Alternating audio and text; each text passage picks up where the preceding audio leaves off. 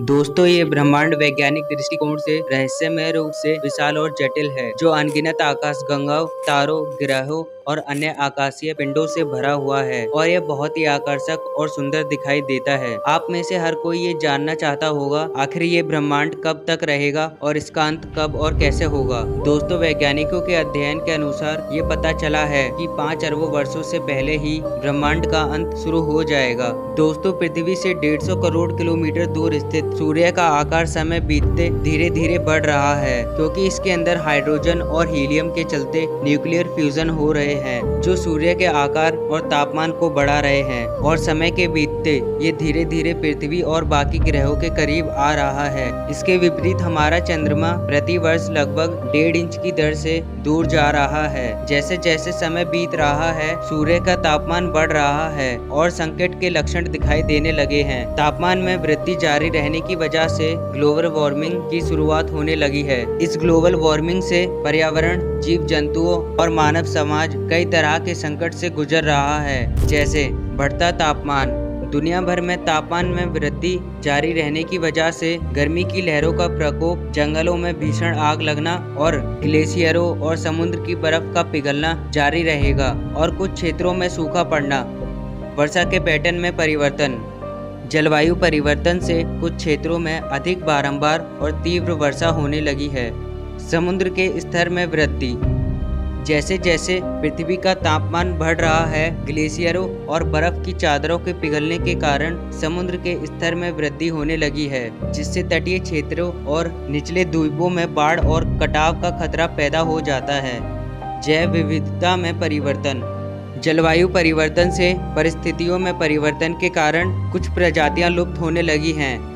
मानव समाज पर प्रभाव। ग्लोबल वार्मिंग से मानव समाज पर महत्वपूर्ण प्रभाव पड़ने लगे हैं, जिसमें भोजन और पानी की आपूर्ति, समुद्र के स्तर में वृद्धि या अंतिम मौसम की घटनाओं के कारण विस्थापन और गर्मी और वायु प्रदूषण से स्वास्थ्य जोखिम में वृद्धि हो रही है। दोस्तों, जैसे कि हमने आपको शुरुआत में बताया था कि सूरज जैसे जैसे बड़ा हो रहा है और पृथ्वी के करीब आ रहा है, इसके विपरीत चंद्रमा प्रति वर्ष 1.5 इंच की दर से दूर जा रहा है। तो काफी समय बीत गया है और जैसे जैसे चंद्रमा पृथ्वी से दूर होता जा रहा है, तो पृथ्वी पर इसके प्रभाव भी तेजी से स्पष्ट होते जा रहे हैं। ज्वार, जो चंद्रमा के गुरुत्वाकर्षण खिंचाव के कारण होता है, कमजोर और कम अनुमानित होता जा रहा है, जिससे जलवायु और मौसम के पैटर्न में बड़े पैमाने पर बदलाव हो रहे हैं। समुद्री धाराएं बाधित हो रही हैं। तूफान और भूकंप जैसी प्राकृतिक आपदाओं की बारंबारता और तीव्रता में वृद्धि हो रही है। ये सारी आपदाएं सूरज के अधिक तापमान और चांद के कम गुरुत्वाकर्षण खिंचाव के कारण हो रही हैं। लेकिन जैसे जैसे अंत करीब आ रहा था, वैज्ञानिकों, खगोलविदों और इंजीनियरों ने इस विनाश से बचने और इसे रोकने के तरीके खोजने के लिए अथक प्रयास किए। उन्होंने बड़े पैमाने पर मशीनों का निर्माण किया।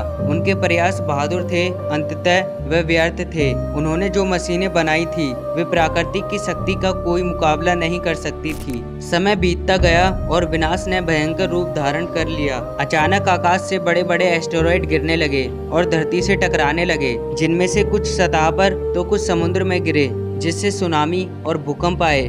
भयंकर तबाही शुरू हो गई। बड़ी बड़ी बिल्डिंग टूट कर गिरने लगी और पानी में डूब गई और लोग बचने के लिए भागे, लेकिन आखिरकार मारे गए। कोई नहीं जानता था कि यह क्या हो रहा है और कोई भी इसे रोक नहीं सकता था। वे केवल देख सकते थे कि उनके चारों ओर तबाही हो रही है और सभी लोग एक एक करके मर रहे हैं। और जैसे ही पृथ्वी निवासी अपने अंतिम क्षणों में पहुंचे, शेष निवासियों में भय की भावना उतर गई। सभी पृथ्वी वासियों और जीव जंतुओं का अंत हो गया और पूरी पृथ्वी जलमग्न हो गई। समय बीतता गया और सूरज ने अपना विकराल रूप धारण कर लिया और पृथ्वी का सारा पानी सोख लिया। अब पृथ्वी पर केवल निर्जन अवशेष रह गए। सूखी भूमि और ये पहाड़ और चट्टान और टूटी बिल्डिंग। अब पृथ्वी से जीवन समाप्त हो चुका है और चांद अरबों वर्षों से पृथ्वी का निरंतर साथी रहा, जिसने उन परिस्थितियों को आकार देने में महत्वपूर्ण भूमिका निभाई जिन्होंने हमारे जीवन को फलने फूलने दिया। अब वो पृथ्वी के गुरुत्वाकर्षण खिंचाव से मुक्त होकर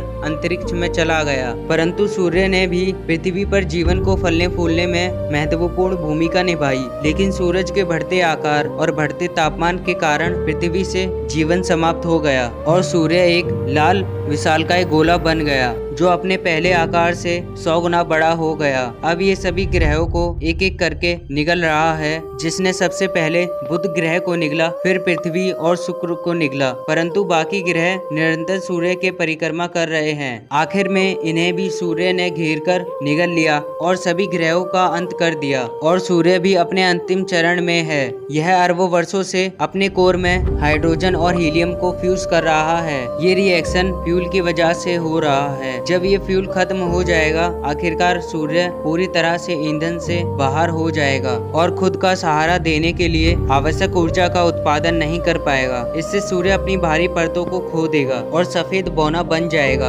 और यह स्टार अपने ऊपर ही कोलैप्स कर जाएगा और अपने जीवन का भी अंत कर लेगा। अब सिर्फ आकाशगंगा ही रह गई है जो छोटे बड़े तारों से बनी है। अब तारों का भी ईंधन समाप्त हो रहा है और सभी छोटे तारे समाप्त हो गए हैं और बड़े बड़े तारे ही रह गए हैं और समय के साथ सभी बड़े बड़े तारे भी अपना ईंधन समाप्त कर एक खतरनाक दर से मर गए और ये मरकर ब्लैक होल बन गए। अब सिर्फ इस ब्रह्मांड में ब्लैक होल का ही राज चल रहा था और ब्रह्मांड में अब जो कुछ भी बचा था ब्लैक होल में समा गया और समय के चलते इनका भी अंत हो गया। आखिरकार ब्रह्मांड अंधेरे में डूब गया और जो कुछ बचा है वह एक ठंडा खाली शून्य है। अंत में आकाशगंगा एक धमाके के साथ नहीं बल्कि एक फुसफुसाहट के साथ मर गई थी। इसे बनने में अरबों साल लग गए थे। आकाशगंगा की विरासत उन लोगों की यादों में जीवित रहेगी जिन्होंने इसकी महिमा देखी थी।